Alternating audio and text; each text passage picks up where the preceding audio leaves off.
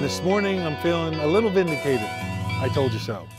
And here's what I mean. In the Secrets of the Secret Service, I talk about the Secret Service collapsing and the uniform division particularly because I'm a former uniform division officer. When it comes to these things, you have to trust the people who were there. A lot of people rolled their eyes when I first talked about the problems with the Secret Service. If you want to know what's going on with the White House, you talk to the Secret Service Uniform Division. You don't talk to the Deputy Assistant Director for paper clips and copier ink. While I was down in Washington recently, I talked to some former Uniform Division guys that were there when I was there. And we were talking about the book, and I said, you know, I'm 55, getting ready to be 56, you're getting ready to retire here soon in the next couple of years. And he looked at me with this funny look on his face and said, there is no retirement. And I said, what do you mean? He goes, they won't even acknowledge the email when you request information on what your retirement would look like, an estimate. When you request the estimate, they won't even acknowledge it. Out of the 1,300 Uniform Division people in the Secret Service, 1,100 of them are eligible to retire in the next 3 to 5 years. They're telling these guys to ignore the idea that they're coming up on retirement. And I said, what are you going to do when you hit 57? He said, they're telling them that they're going to get a mandatory waiver until 60. So this is really unacceptable. You can't take somebody who spent 25 years or more in the Secret Service, working the pace that they work in the Uniform Division, and then tell them that they can't retire and take the benefits that you promised them when they first came on. It's one of the reasons they came on and put up with all that crap. It's totally unacceptable, and it's just another example of the bad management of the Secret Service. It is so falling apart and so ready to collapse that they don't know what they can't even do things right that are simple.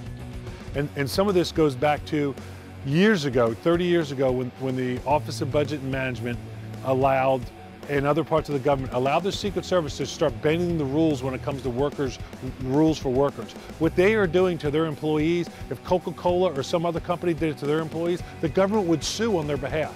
This is unacceptable. So I was talking about school security the other day, doing a video at CPAC.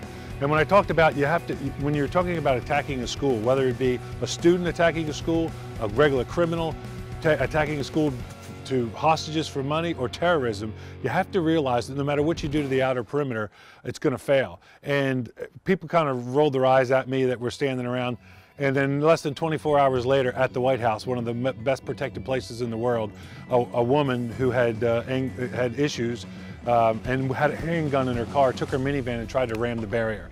Now, there's no way she could have breached that barrier, but it just makes my point that when somebody has the means, motive, opportunity, intent, regardless if it's rational or not, they will breach that first barrier. So if you're somebody who's looking into protecting a school, realize that that first barrier will eventually fail, and realize that your outer perimeter, doors, windows, that type of stuff is going to fail eventually.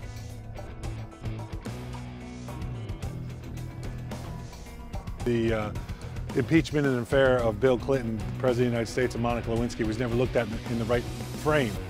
During the Lewinsky and Bill Clinton impeachment scandal, you know, myself and my coworkers tried to bring up other points that, you know, that they needed to look at, but they wanted to ignore that because their main thing was to protect Bill Clinton from his own bad behavior and his inability to act like a human being. And you know, Lewinsky certainly became a lightning rod, and so did the Secret Service. Now Monica Lewinsky, at age 44, is now saying that she's part of the MeToo movement.